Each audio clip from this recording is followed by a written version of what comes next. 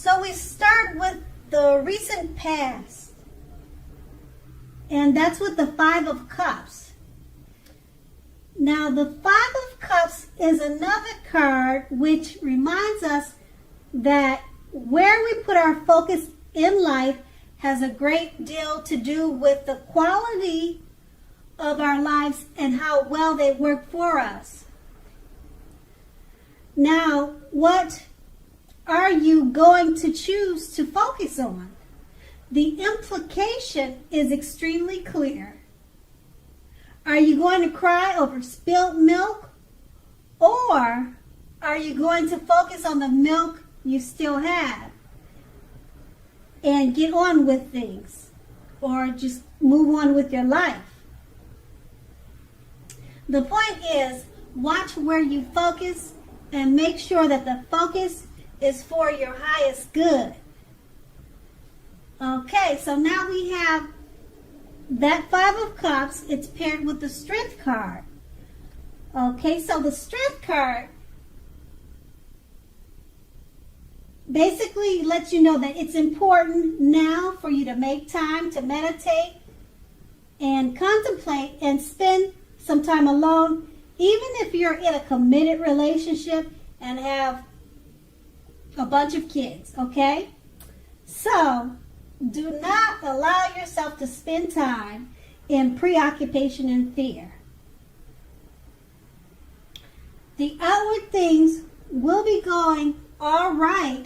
They'll be going okay, all right?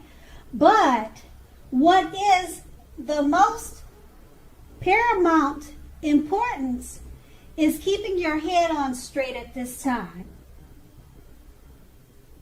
Not only do you have the ability, but you have the responsibility.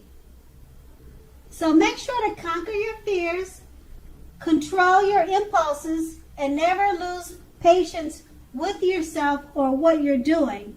Now remember, that was your recent past. Okay? And basically,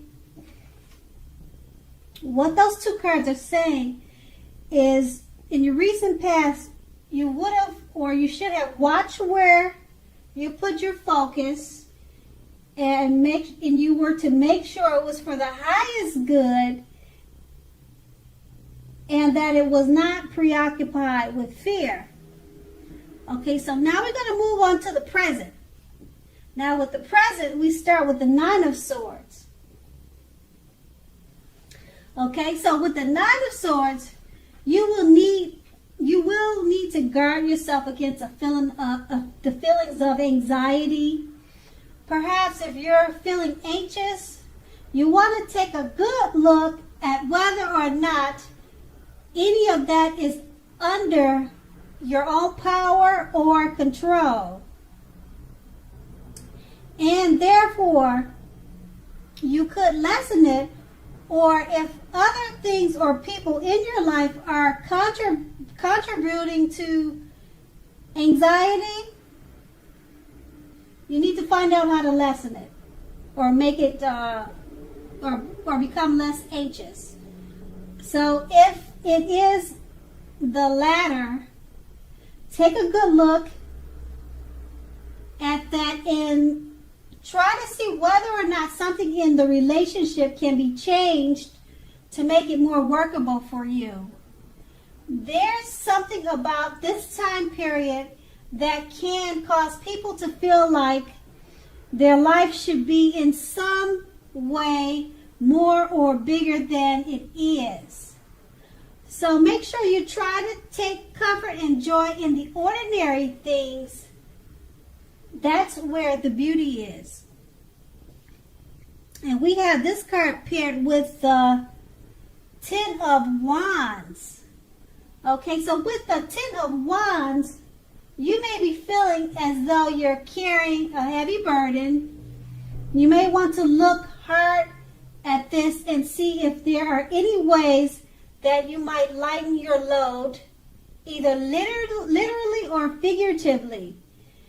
If you're looking carefully, you may find that part of the burden you're carrying around emotionally actually doesn't even belong to you. It belongs to someone else. So it will be important for you to pace yourself now and don't try to do too much. So with these two cards paired together, basically you want to guard yourself against feelings of anxiety. And like I said, because you may be feeling as if you're carrying a very heavy burden, just try to remember to pace yourself and try not to do too much. Okay, and that's in the present. Now we're going to move on to the challenge. And so with the challenge, we start with the 8 of Wands. Now with the 8 of Wands, a lot of things may be up in the air for you. You may be feeling frustrated or tired of waiting. This card is a very good indicator to be patient a while longer. You may have already done all you can do, and decisions now must be made by other people. So when this card appears, nothing seems to be moving ahead. Okay, so don't try to force things, as it's likely to backfire on you. Okay, so speaking metaphorically, let's see, sometimes our actions are all in the wrist. All you can do is put your best out there and see where it lands. You've put your best out there, so now all you need to do is just wait. Okay, now that card is paired with the Page of Wands. And with the Page of Wands, people are warm, ambitious, and usually high achievers. If not a literal person, the Page of Wands usually indicates the energy of ease, of distraction. So around this time, what you should do is to try to stay focused. In general, this card says that things that you started some time ago or in the past, they're starting to come to life or to come to fruition. So it can also show a need for new things, such as new adventures, new approaches, new ideas.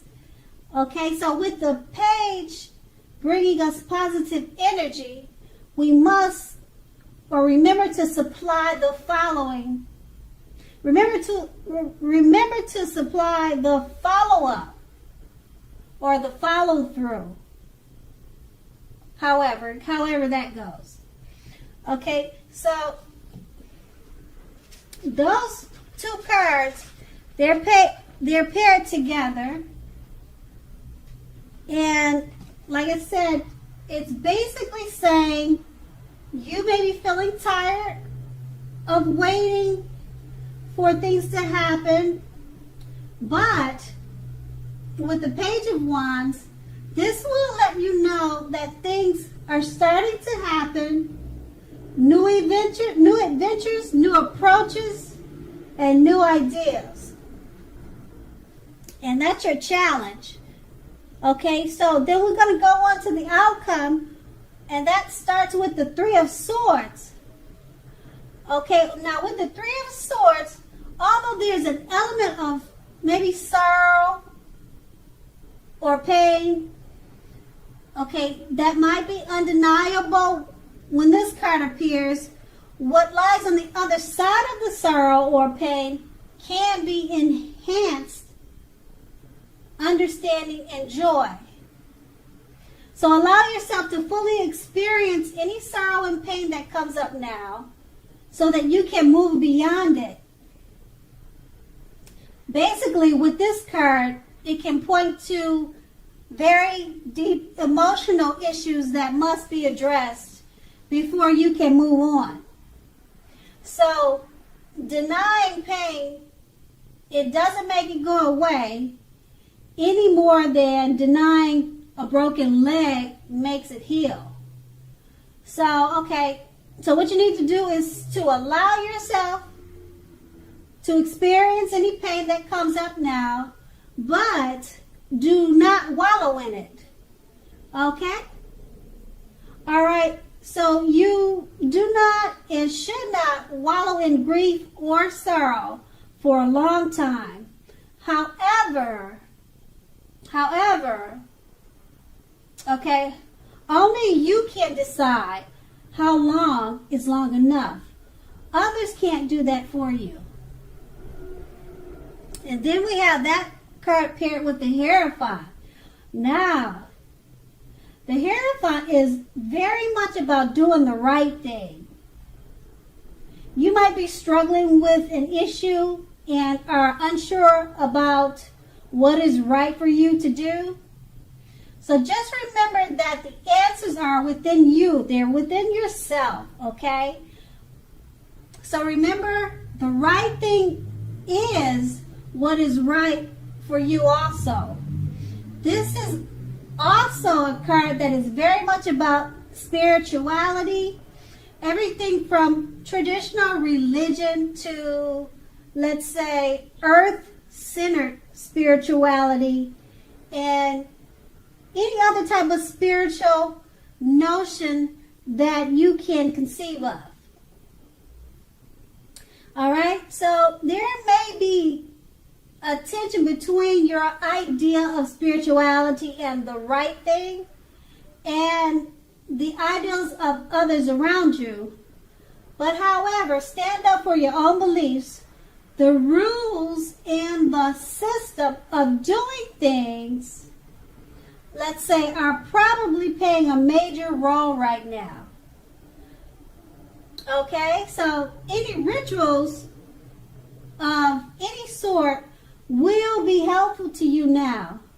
Even if it's just, say for instance, like a movie with friends every third Saturday.